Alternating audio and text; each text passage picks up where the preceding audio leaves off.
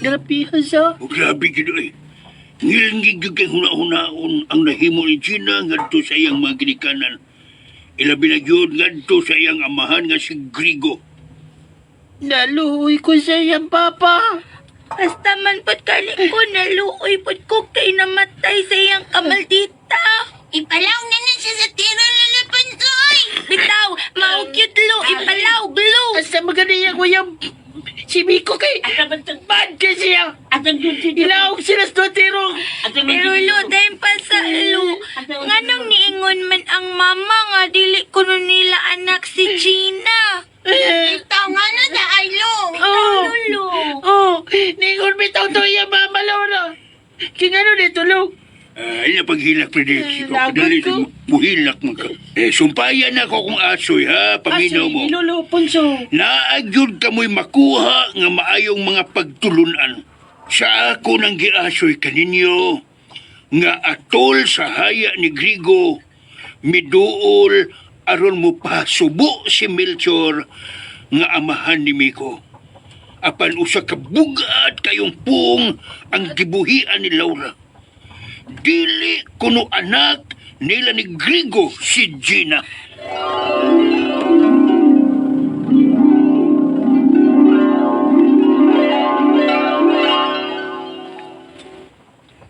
Kaya mao ko nga, bungal ka na sa imong dakong kayo mo nga tukad Gina, ma'am. Mao nga, nakasulti ka niya na, ma'am. Dili na mahibog ikabalik ang kinabuhi ni Grego. Dili na siya mabuhi kay patay na siya. Sultihan ako si Gina nga magpakita din sa haya sa iyang amahan. Wa ko magkinahanglan niya. Dili siya welcome dinhi sa haya ni Grego.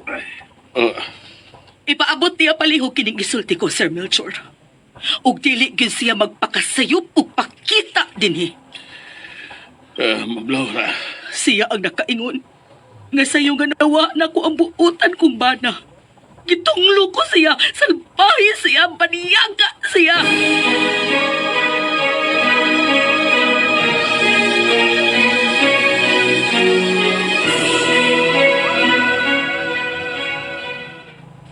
Sir, pasensya na ka sa sinultihan sa kaisuon, sir.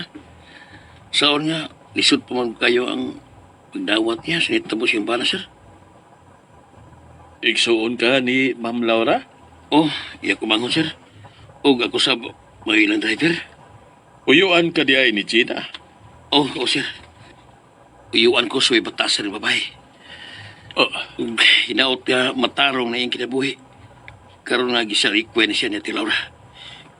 Kriminal siya. Samara nga yung kipatay si Kuya Grigo.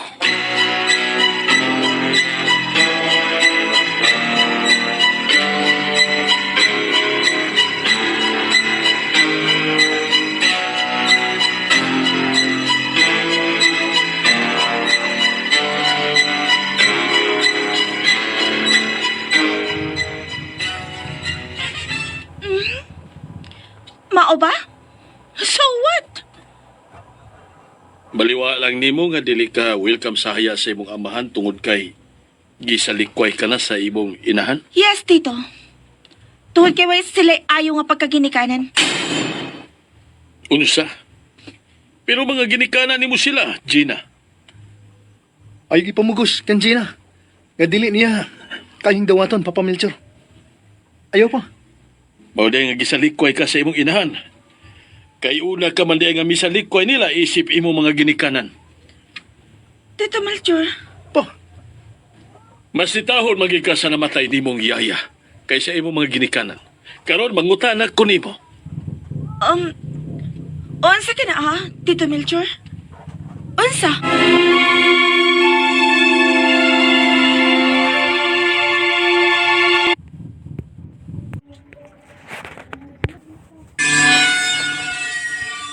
Moabot ka sa imong kinabuhi ang imong yaya kung wa pa ang kwarta sa imong mga ginikanan nga gisweldo niya? Tito Melchor, Ang gugma sa ginikanan, Gina. Ilabi na gyud sa usa ka inahan. Wa yo'y kondisyon. Kasabot ka na? Apan ang gugma sa usa ka yaya, nagdepende ka na kung unsa ka updated nga mosweldo ang iyang agawon. Tito, Bantay ka na. Ipaubos ang imong garbo. Duol sa imong inahan. Ug ang kuna nga nagkasa ka. Ug pangayo ug pasaylo. No. Oh, No, Tito Melchor. Never nga ako ka ng buhaton.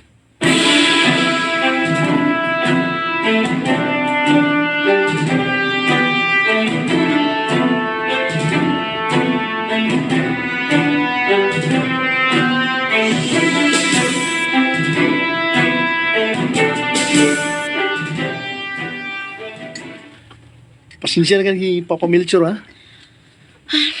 Okay na ay. Narespeto ra gihapon ko niya. Bisan og makalagot na kaayo kay hilabtanon kay siya. Ani ni, ako noon ba? Akong gitahod ang imong mga desisyon. Ibantay nga na. Ilamig yun ang imong pagbati. Tahod ka na eh. Dili mahitabo nga ko'y unang muduol kang Mama Laura. Wiset siya. Ailag pala na tagdugay ang imong pagmangluod kay... Tingali ba yaon niya og... Kuhaan ka katungod sa imong inahan. Nga, makapanunod sa ilang mga kapitangan. Gabantay ka na. Posible ba yan ang buhaton sa imong inahan? Ilabi kay, ikaw mo hinungdan kung nga nung giatake sa sakit kasing-kasing ang imong amahan. Magtigi ka doon niya, may kung buhaton niya ka na. Bugtong ko nilang anak. Busak dako ko og katungod. Ang tanawon nga. Og kinsay mas gahi. Talbahe sa kuway batasan ka, Gina. Huwag yun mo pakita. Nalubong na lang si Grego. Ti Laura, Wa na say balikan pa nining pamilya, ha? Ilabi nang wa na gyud say makuha gikan ako. angay lang. Ug ikaw ang naas katarungan. Mas napigyan kag niya sa balaod, Ti Laura. Kung nagmahay siya nga nahimo mo niyang ginikanan si Grego, ako, labaw na kung nagmahay nga niabot pa siya sa among kinabuhi. Ay padasim ang gibati. Kasuko, Ti Laura. Simba ko niya kung sa bitabo ni mo. Magkatawa tumayana nga. Panyaga ang Gina. Salamat ha, Kerry. Gusto ka, makasyon na ta, Ti Laura. Para malingaw ka. Gihatagan ko di mo og nindot nga ideya, Kerry. Sige, mamakasyon ta.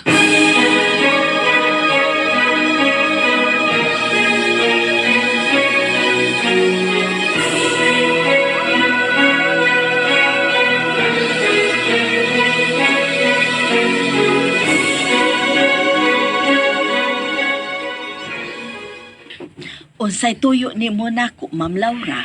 Isalig ko ni mo kining bay. Mo bakasyon una kami si Kerry. Nasige, Ma'am Laura.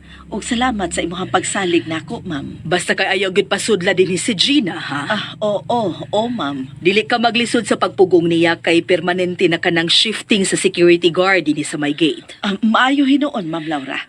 O kung mamugos cute nga musod, ipadakop sa guard on duty, ipa-turn over sa kapulisan.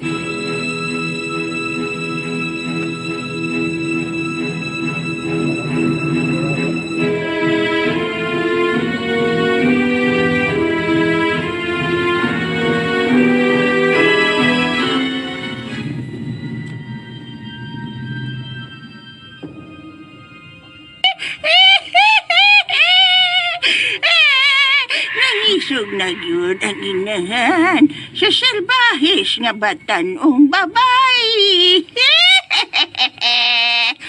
Paabot ako kay manaog ko ning akong nahimutangan aron magkauban unya kita. Kung sa ingon ni Ana, sayon ang pagkuha ko kaninyo, paigon din he. May abot na ang panahon nga ang banggiitan nga barangan mutipon sa mga tao aron sukdo ng kabangis ni anang ginganlan og Gina. Ingon man sa iyang hinigugma nga si Miko. Magkita na unya kita. Makikita na ako kaninyo o kuhaon sila.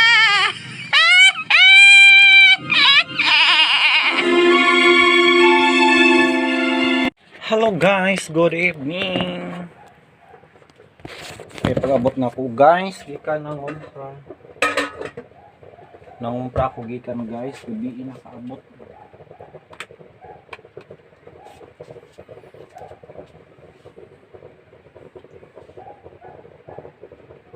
And guys, 160 akong platiron guys.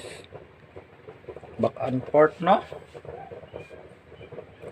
Gasto kayo guys. Makaginan siya pabaghataan sa atong negosyong gamay. Nako. Pero guys, akong pinalit carton. Ipating star guys no. Salamat sa pagpamatik no sa mga aso.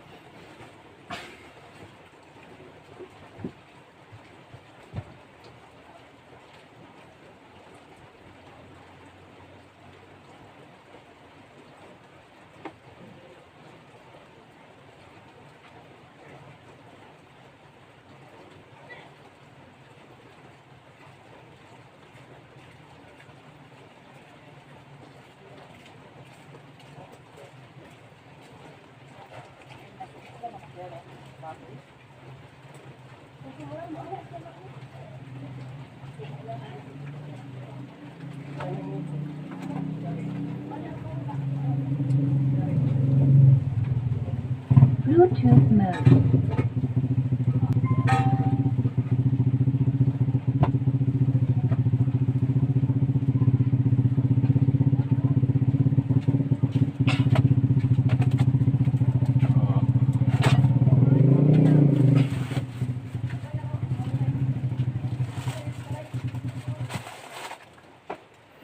Oh, hi guys!